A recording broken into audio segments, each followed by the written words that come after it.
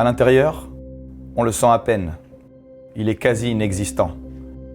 Mais à l'extérieur, sur les plateaux, dans les vallées ou sur la mer, des courants d'air peuvent converger pour former des énormes masses d'énergie.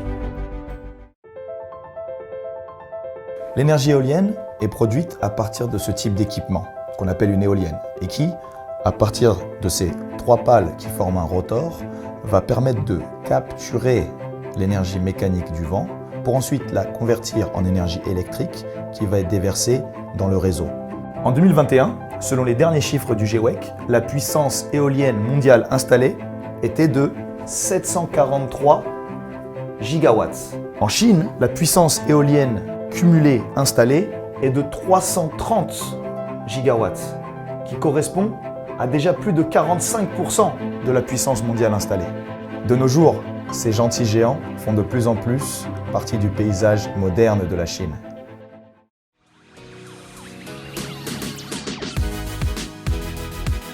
En effet, la Chine s'efforce actuellement à atteindre son double objectif concernant le carbone.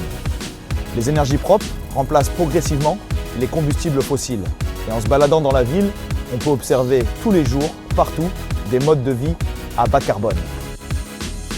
Qu'il s'agisse de voitures électriques, de bus à hydrogène ou de panneaux photovoltaïques, les nouveaux systèmes d'alimentation basés sur les énergies propres sont la voie à suivre pour un développement urbain durable.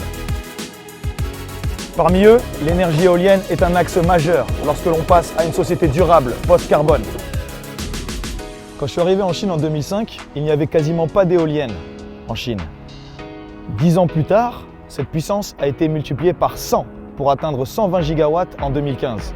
Je suis fier d'avoir participé à cette transition.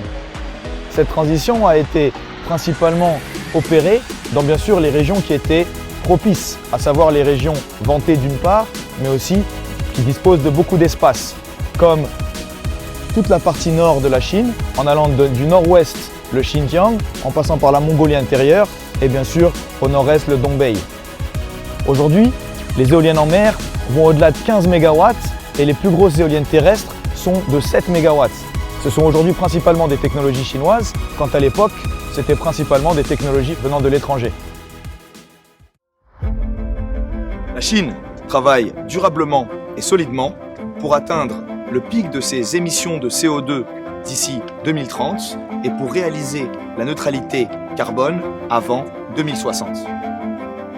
Ce grand objectif, mis en avant par le président Xi Jinping, donne un élan à une réponse qui est aujourd'hui mondiale face au dérèglement climatique et il constitue aussi un des principaux moteurs pour une croissance globale verte.